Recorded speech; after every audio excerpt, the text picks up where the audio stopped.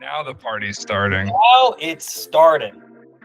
John Mulaney is one of America's last great comedians. He overlaps two distinct modern eras of comedy, one being the aughts. We were having fun, weren't we, with the only good SNL cast, the early days of internet memes, it was still cool to like Obama. The other era is the modern comedy scene, defined by TikTok, the Netflix comedy special Monopoly, and the revival of the black scent for white Italian comedians. Mulaney was fundamental and my own inspiration in pursuit of stand-up, but anyone who investigates his career usually notices one glaring splotch on the record: the 2014 eponymous sitcom Mulaney.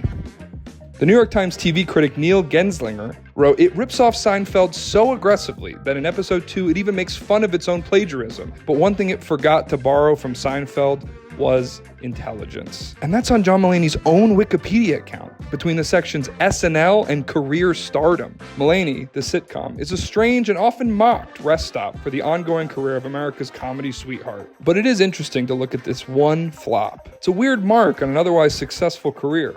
Join me and Aditya Mayya as we investigate this relic of 2014. Aditya, why are we doing this? Why are we so interested in a flop sitcom from 10 and a half years ago? Why do we do this? Because it would have killed anyone else's career. You know? Like point. it's not like I don't know. It's not like Jason Alexander. It's not like Michael Richards had a good second act as a comedian. Granted, we probably know why that happened, but you know, I don't think it would have gone that well either way.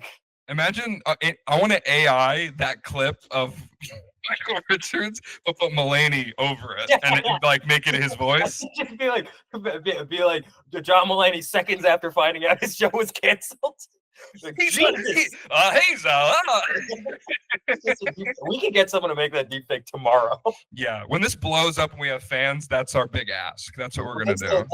That's the TikTok that we put up. That's right. Well, I think it would immediately get taken down. We wouldn't even need to do the voice. We would just censor the entire thing. Yeah. No, I think you're right. I think the reason to do this is because it's an interesting point in what I said in my intro, which is America's last great comedian, which is, you can argue with me on that. I don't care. Not you, but like the audience can say, no, but Tony Hinchcliffe is showing the woke mob. What's up? But like, yeah, that's exactly who's going to be listening to this too. Is Kill Tony fans. I do think it's a great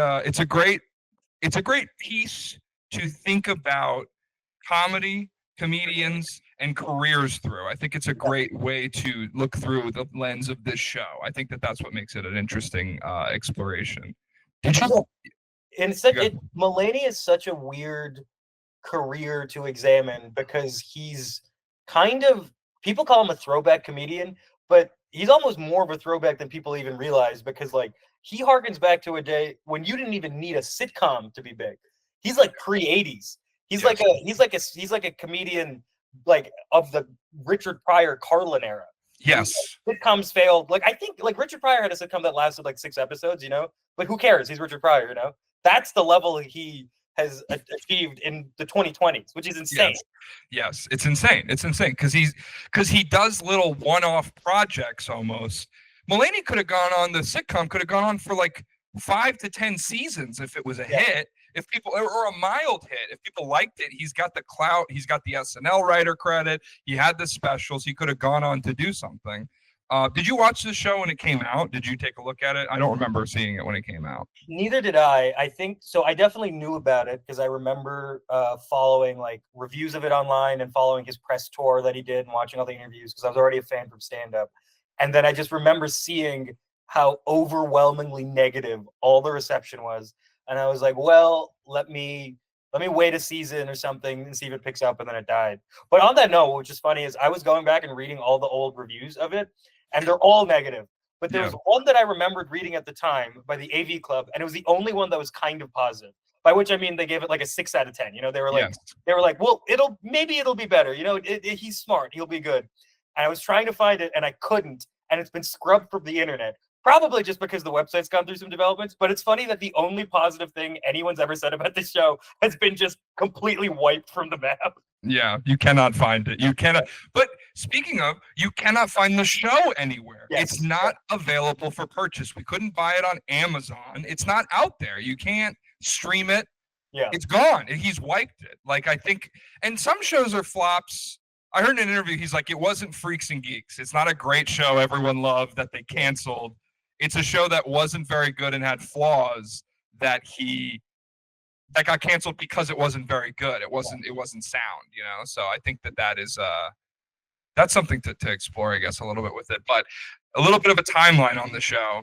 In May 2013, NBC passed on Mulaney's semi-autobiographical sitcom pilot, which is interesting because he worked for NBC for this big breakout career as an SNL writer.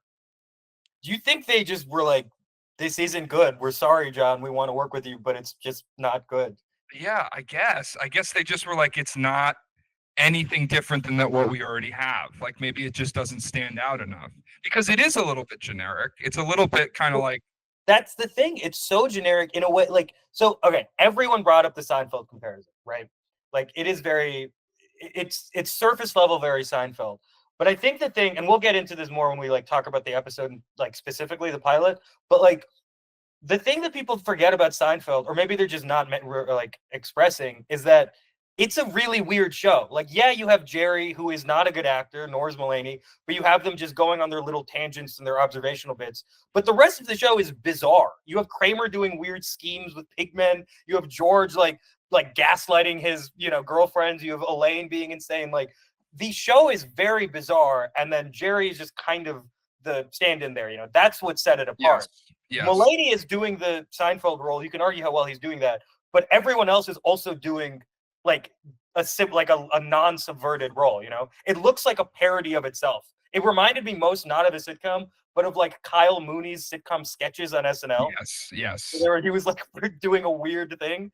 Like, if you told me that he was making fun of a sitcom, I'd be like, oh, sure. But that he's playing it straight.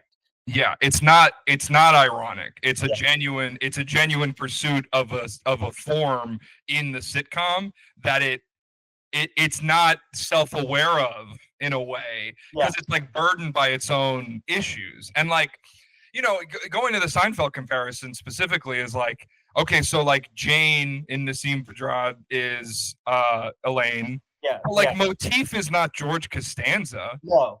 He's maybe Kramer, but not really. He's not Kramer because they have a neighbor. Right. That's an old gay man. But it's crazy because it's like what he is the archetype of cool black friend, which like even in 2014, I feel like is a thing of like, all right, like that's not a thing we're doing anymore, Right. Yeah. I mean, what is that? Like, it's odd. And then they have like, for a pilot, which we're going to talk about in this episode, there's a lot going on. It's a lot in the pilot because there's Mulaney's home life. There's two B plot. There's a B plot and a C plot. Yeah. And then there's also the character of the boss and the characters that are involved in his work life. And so it's just a lot going on for a pilot that I feel like most pilots that I've watched are simplified to a point where it would be like, it would almost be like there's no B plot. It's just Mulaney getting this job versus like just some crummy B and C plot about Motif trying out a new bit and Jane having like stalking her ex. Yeah, crazy about her ex-boyfriend, like stalking his email. So it's interesting that like maybe there's like a fear in like your first big break sitcom of your solo show that you want to make sure you're putting it all out there. But it's almost like this pilot is an example of like too many cooks in the kitchen if the show is the kitchen. There's too many things going on here to really focus on what even this show. I couldn't tell you after this pilot what this show is even about. Well, that's the thing is it doesn't have a premise. It's just him, essentially being a stand-up. And there was a sense I got from watching it was that they were kind of running out of, it seemed like they were trying to pad material. Like the two stand-up bits that they put into the show, in the episode, really don't have anything to do with the plot of the episode, but they go on for a while. Like Jerry would have a beginning and end, but they wouldn't be that long, But this was like in the middle of the episode and in the beginning, and they go on for like a minute, 2 minutes, and then you have like these random stabs at like different plot lines that don't go anywhere. But then the actual one is John getting a job and being like dissatisfied with it. It's like the thing is they don't need to establish any premise because the premise is just these guys, which they do in like the first 30 seconds by being like, oh, Motif, you're my roommate. I should put you as, it's like, Jane, my other roommate. Like they do it in the most ham-fisted way possible, which again makes me think that they're doing a sketch, like that they're being ironic, but they're not. They're and not. So it just feels like they're like, oh, fuck, we got to get to 25 pages. how do we do that? It's like, John, just do like another bit, and then we'll shove it in there. Yes. And then because the neighbor's gay, so do your one gay bit, and then that's how we establish that he's gay. Yeah. Like the opening bit is I'm a little boy. It's that joke, and then the second bit is I used to be an old gay queen. Yeah. Cut to an old gay queen. Yeah. It's like the stand-up, like when Louis had stand-up in Louis, it was just stand-up. It was just either it would cut to him outside the club after doing the bit you just saw, but it wasn't like a plot thing where he's like we didn't need like the choir in the ancient Greek play to be like, here's what gay people are, here's our gay character. It's like odd choices. Right. Well, there's two things. One, it's funny that you bring up the club because that's both the Seinfeld and Louis, but he was doing stand-up on the set of Mulaney. Like he was his own warm-up comic. Like they couldn't just go to the comedy store or something in LA and shoot it. They were just like, I don't know, man. And the other thing about the bits is that they're in a way they're smarter than the plot of the show, of the jokes that they're making. He's doing a thing of like he's subverting it in the bit of like, oh, I was gay as a kid. And then it's like then just showing an old gay stereotype, Like he's making his own humor dumber through the show, which is the opposite of what you think you should do with show don't tell. So many of the jokes in the actual show are telling rather than showing. Like they're just translating, not even translating. They're just putting his actual bits in his dialogue, and you're just like, this works on stage, but not when you could have just shown this. Yes. So let's go through. I wrote points about each point of the plot in the pilot. I think we can get some things out of this pilot specifically. Mulaney is a comedian. This is the pilot episode. It starts with Mulaney doing a bit, doing his stand-up bit about chasing a woman thinking he's chasing her on the subway, and then he's like, "I'm not gonna murder you," which the real bit is, "I'm not gonna rape you." But it's network TV. I know, which is very interesting. It says something about American culture that you can imply murder, but you can't imply rape, which I don't know. That's just very interesting about TV, where it's like nothing sexual or sexual violence is completely not okay, but any other violence is always okay, and that's just a little thing. But so Mulaney's a comedian. He's going to work for an older, famous comedian named Lou Cannon, played by Martin Short. Mulaney is so nervous, so he tries to get Xanax and ends up accidentally getting a prostate exam. So he does stand-up interludes in the apartment set of the show. And my first thought when he goes on screen is Mulaney looks younger at 30 than I've ever looked in my entire life. I have never looked younger than Mulaney looks in this show my entire life. As an 8th grade boy, he looks younger than me. But here's my point about that opening stand-up bit. It's an insane combo to wear the New in Town suit from when he did New in Town. I think that's his second special to do. And then he does one of the early jokes, which I just listened to, the top part. And so I'm a little boy is an early bit from that. And he's hacking the Seinfeld thing of starting with a stand-up interlude where the lead actor is doing stand-up to the audience. And my comparison, my metaphor for this is it's like a smoothie that has kale, chocolate, and water. It's 3 things that other smoothies would work, but immediately don't work for me.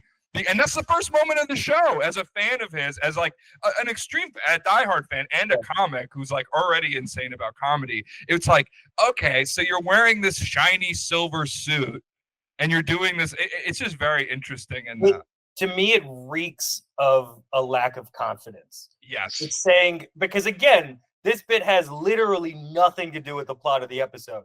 So it's just him being like, hey, people who may have heard something bad about the show or like, who are not confident about this. You're fans of this bit. You're fans of this suit, right? We're going to open with that. So don't worry. You like me. This is funny. Okay? Come on. This is the first thing you'll see. Yes. And the first 5 minutes are so packed with self-referential that even Ice-T does the Mulaney is filmed in front of a live studio audience announcement, which is because he does a bit about Ice-T in one of his early 2 albums. I think I counted 6 references to Mulaney jokes, not in the stand-up, in the actual show, just throughout the episode. Yes, absolutely. He enacts the first scene of the show trying to get Xanax is one of his bits. The whole thing is a bit. So he does a bit, and then the whole first scene is a bit. And like Aditya, you're a comic. I'm a comic. Like, I understand real life stories are funny, but what you said about like insecurity or not being confident in your material in the sitcom, it's interesting. Like he just does the bit and it's worse than the stand-up bit when it's played out like a sketch. It doesn't really add up to make a really good scene. Because like why is he going, oh, when he gets the accidental prostate exam? Your face was funny enough. Oh. It makes sense because in the stand-up he's going so rapidly that it's like, oh, that's funny because that's a weird sound to make. But with no pretense and no real understanding, and like, why are both his roommates also at the doctor's office? Just start in the apartment. You don't have to be in the apartment at the doctor's office with Jane and Motif to set up that these are your friends. None of my friends have ever gone to a doctor's appointment with me. My roommates. But that's the thing too, is it's like I think that's what he just wanted to show something funny, because it's also like you're by making the by just reenacting a joke, you know, you're taking away the parts that are strong from stand-up and you're highlighting the stuff that could work if you acted out.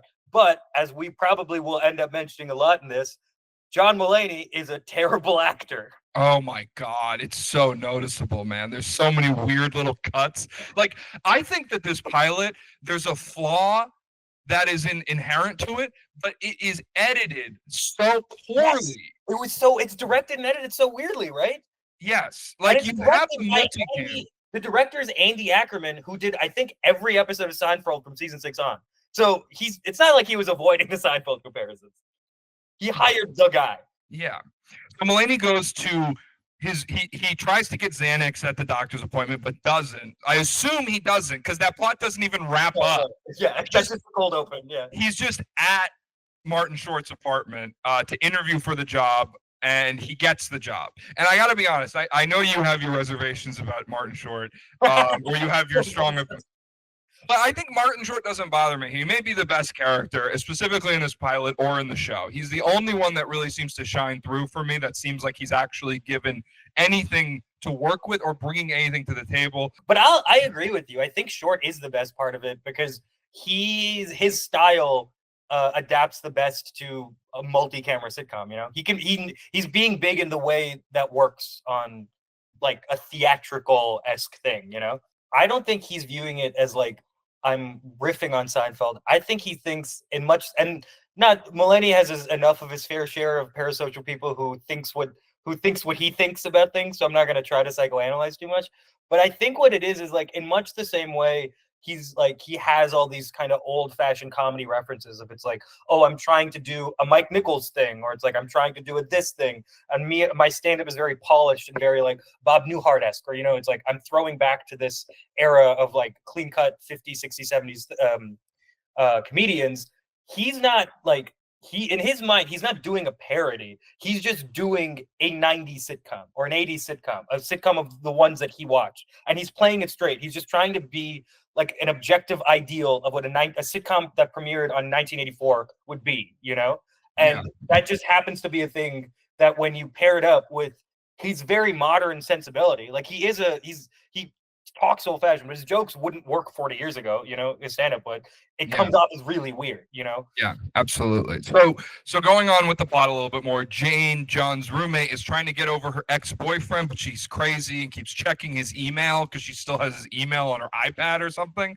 And their roommate named... It's such a 90-year-old man's understanding of technology, and it's like, but she forgot to log out of the email on the family computer. Yeah. So like, why would her boyfriend be logged into his? I would never log into my email on my girlfriend's phone. Let's just say that. Like, regardless, like you just the first thing you do if you're a guy that does that is change all your passwords. So like the plot is already like funny to begin with. Also, I know it's 2014, but email, like that's how you two are talking to each other. You're emailing. Yeah, like pen, quill, and ink. Yeah, exactly. Like if his Facebook was still logged in, and then you could read his Facebook Messenger, which is like a more popular thing in 2014. Then email, he's emailing, like she's reading him emailing a girlfriend that he's dating now. Like who's emailing their girlfriend in 2014 to like correspond for like planning dates and breaking up? Anyway, text messages exist, you know? Yeah, I know. Just like have his like iMessage be connected. And if you have to do like the pair phone thing that like iCarly and Victorious did. Just make it like if you have to change it, but make it like enough close to it that like face meet. Like just make it that. Like we talk about sitcoms enough. Victorious is always gonna come up. yeah. I mean those kids ones. Some of them hit. You're a Victorious fan. Let's be honest. No, that's how I got through the pandemic. It was Victorious and Girls.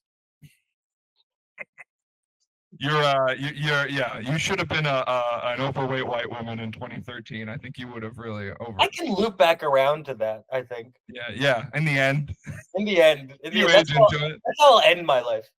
I was born a skinny Indian child, and I died a fat white woman. Okay, so Jane keeps checking her ex-boyfriend's email, and Motif tries to help her get rid of some things. There's like funny jokes in there, like she's like, "I'm throwing away his sleeveless hoodie. I'm throwing away his Buddha statue," and he's like, and Motif's like, "Show some respect. This is a great sleeveless hoodie." Oh, like that's fine. I don't care about that.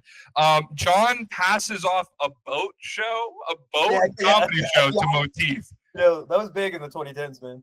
I guess so. I didn't know about that, but I think that is like a comic thing. There's a little things that are like make sense if you know about comedy and like the inside baseball stuff. It's like funny that like they pick like some random cruise boat. It's like, okay, that's pretty funny. That like you do shows him ridiculous. Like we've all like gone to like New Jersey or Staten Island for a show that stunk.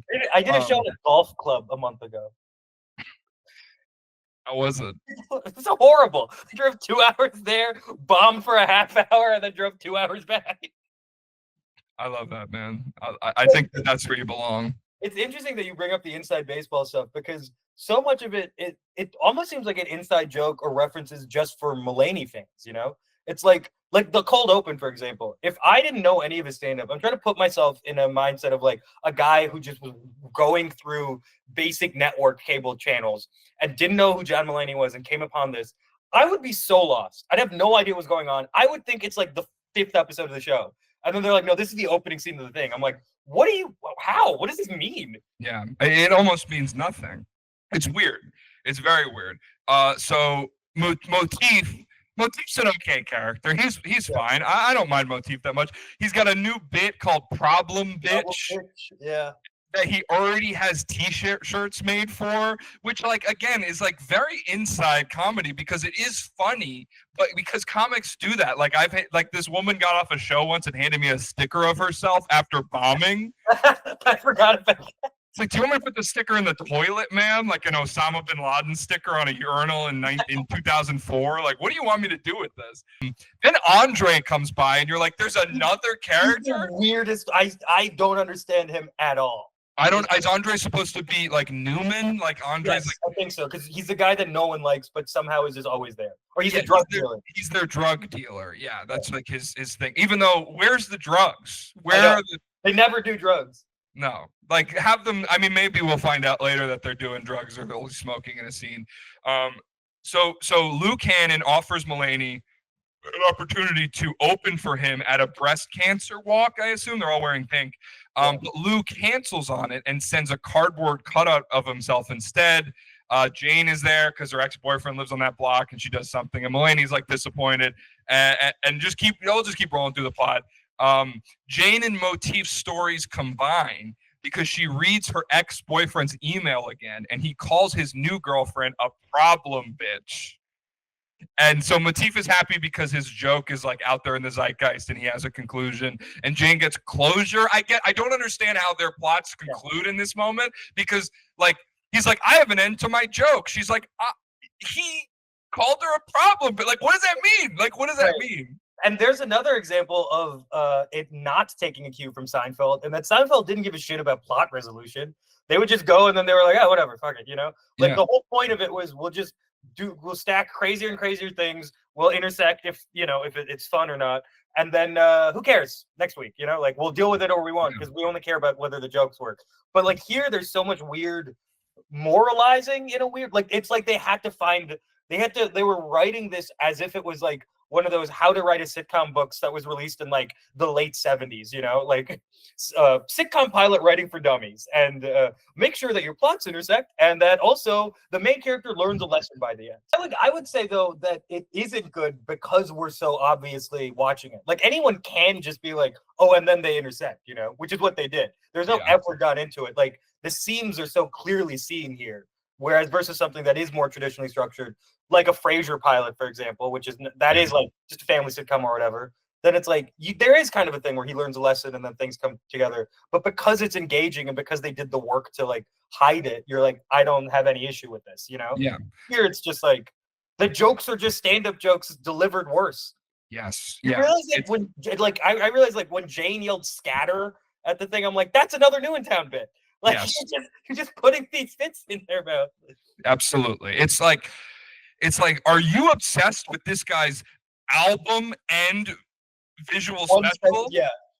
You're gonna love this show that references that hour and a half of material that you must be obsessed with. And maybe there's people out there that would like, we're getting it, but we're kind of like eye rolling, like, okay, like it doesn't make sense to an organic audience that doesn't know you like that, though, you know?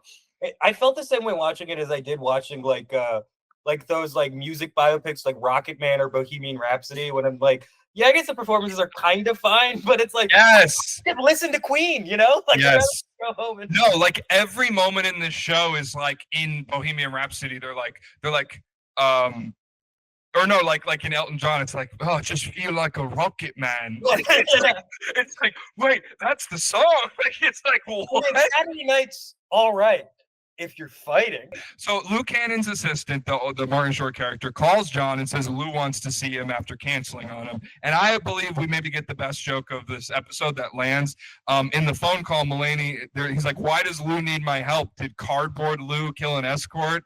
And that's like the edge I would expect. Like that's something you'd see in like Sunny or like not Louie, but like something in the vein of something that's weirder, that's a little bit more with the times, that isn't just like in the frame of like an old Seinfeld episode. I think that's like what's fun about There's that. another joke in that exact interaction that I liked, which was I don't think he delivers well, but I think the premise of it is very good, where he's talking and he's like, no, don't worry, you're not on speaker. And then there's a pause and he goes, oh, you actually prefer to be on speaker? And then puts it on. I'm like, that's weird. That's a funny, weird, it has a point of view. You know, it like tells you a bit about the character. Like, that's funny. Like it's a kind of a wooden line delivery. But I feel like I want more of that stuff, you know? Yes, I want more of that. And it's also like, oh, why are all phone calls on speaker when people are in a sitcom? Right. Well, what if the character just prefers it? Like, it's like playing with the medium, and those are the things shining through. Fun at something while also establishing the world in a bit. Then another character is introduced that we don't need. We don't need this other character introduced. It's a pilot, so they have to introduce everyone, which is like, again, like you would have been served better to introduce Oscar, the old gay neighbor, like later. Like introduce him in episode 2. Make episode 3 about Oscar, the gay neighbor, and then we're surprised that Oscar's in it. So he goes and he sees the old neighbor. Oscar tells him he kind of needs to make sure he's getting something for himself from the job, which is like, whatever. The scene is so weird. Yeah, it's the big fable at the thing of the end of the episode, you know? Yes, and it's like they're acting. That's the worst acted scene. It must be the first thing they shot or something, because the actor that plays the gay neighbor must be like, I gotta go do other stuff because I'm old. Yeah, Elliot Gould. Sorry, he's a well-respected, famous actor. I should know his name. He just says, like, Oscar says weird stuff. Like Mulaney says he works for Lou Cannon, and Oscar goes, is he the one that's Jon Stewart? I kind of like that joke. I like the idea of it, but the whole rest of the scene is so horrible that it's like, oh my God. Like, I think that's funny. Like, again, if you're gonna go for that, this is just some weird, like none of these characters would ever be real, then I don't know. There's just shit like that scene just like is such an example of how this pilot just doesn't work. It's also like, as far as like speaking about how like the seams are showing, like I wouldn't be surprised if in the audience they had a sign that lit up that was like, this is the point of the episode, you know, during that scene. It's like, we know, man, you couldn't more obviously make this more overt. Yeah. Everything else is just insane. Yeah. Yeah, but I don't even know. Like by the time he's sitting in Oscar's apartment explaining that he's not happy with the job. I didn't even understand that he wasn't happy with the job. Right. Not enough time was given to it, No, like I was like, okay, so in my opinion, is like, okay, it's great though. You're working for one of the famous comics. Yeah, he's hosting a crappy show and you're writing his jokes. But like, you've been there for like a day. I know. And you find out in the next scene he's been there for a week or 2 weeks or something. And like, so anyway, Mulaney goes after talking to Oscar. Oscar tells him he needs to get something out of the job. He confronts his boss about not getting anything. And Lou and John talk about and hash this out on the set of the game show that Lou hosts. And I think that is maybe, I like that scene. I think that's funny. I think that's like a decent scene that like they're framing their like career conflict of like he wants to get more stake in it, and then like Lou is kind of ambivalent and doesn't really understand because he's like an eccentric character. And I think that's funny. And then Lou agrees to pay John $20 for all the jokes that he writes. Again, like, how are you making ends meet? But whatever. I mean, at this point, I don't care about like the specifics of it. I think it's a good set piece. I do think it could have been directed better in an interesting way. Like I can imagine that being like, a more like rapid back and forth or something like. Yeah. I don't know, and then we get another Mulaney joke reference. Dean Cain. Yeah, I was gonna say that. Like, oh, it's Dean Cain from the joke. Oh, it's Ice-T from the joke. It's like, dude, it's like I don't care that much, man.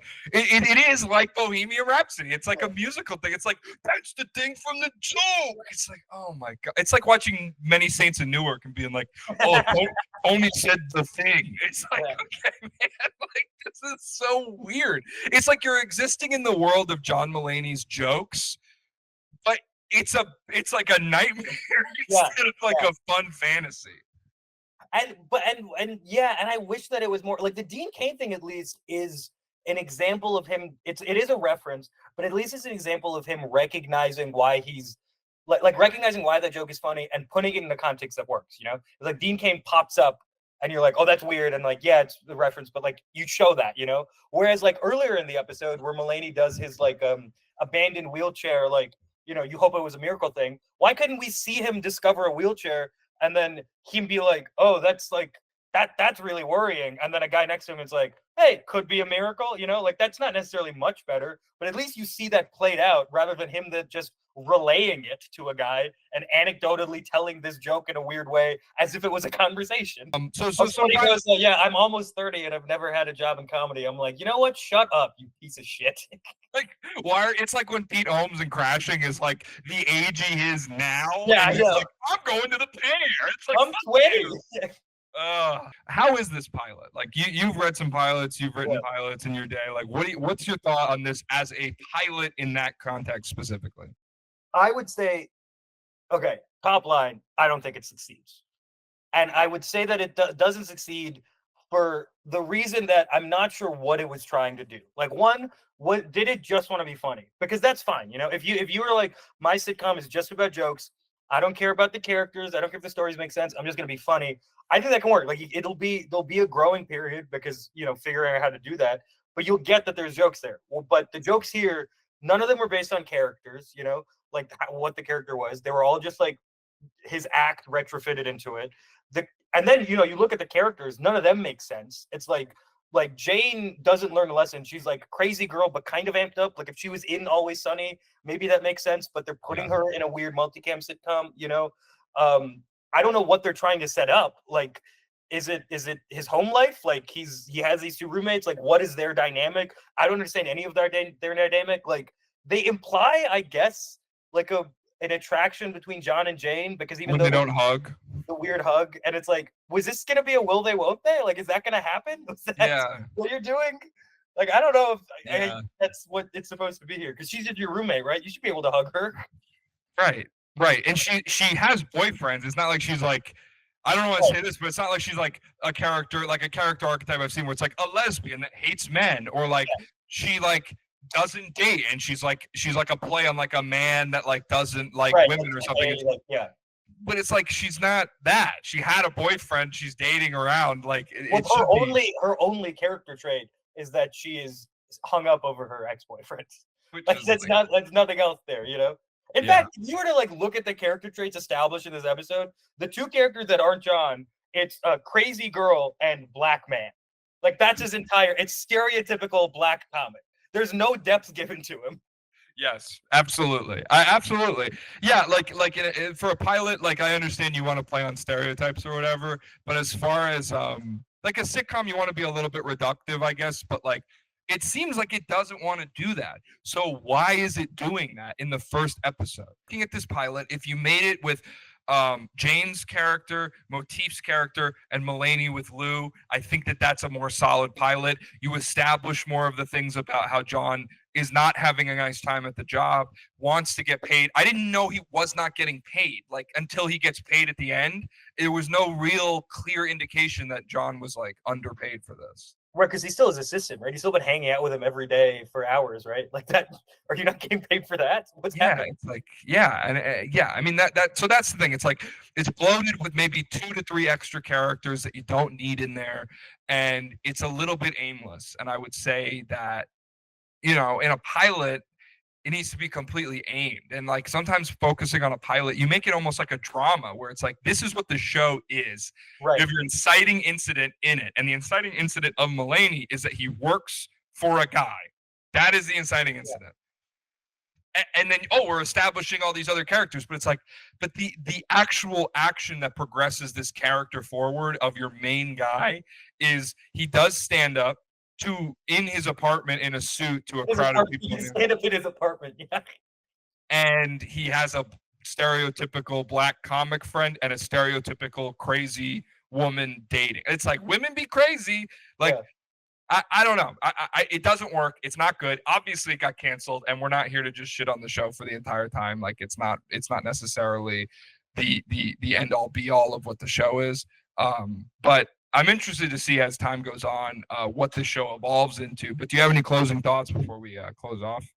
Yeah, I mean, look, I think this is a worthy undertaking because it shows that you can be the best in the world at something and still hopeless at something else. That's not even that far off from the thing that you're really good at, Yeah, like the best brain surgeon in the world, probably not good at the board game operation, And that's what this seems to be here, like it just really seems like there wasn't there. If I was charitable, I would say that it was thoughtless and not a lot of work was put into it. But I know there's no way that's true. Right. So it just seems like it was it was scattershot and they didn't know what they wanted. I agree. And hopefully as we move forward, we'll see what they want. I would love my goal. My hope for the show is not that it becomes good, but that I understand what it wants to be. Yeah, absolutely. I agree with you 100%. As we go forward through the episodes, by the time we hit episode 12, I hope I can understand what the hell this show was supposed to be. And then we can kind of talk about how it felt in that way. But as far as in a pilot episode, we can't tell. There's nothing. And some shows have bad pilots. I mean, like there's a lot of shows where you go back and you had to watch the first season and it's not very good. So who would have known what Mulaney would have been at season 2, season 3, season 4? It could have been a Sunny type thing where it's like establishing itself different. But that's really my only thought. I agree with you 100%. That like I am interested to see what this becomes.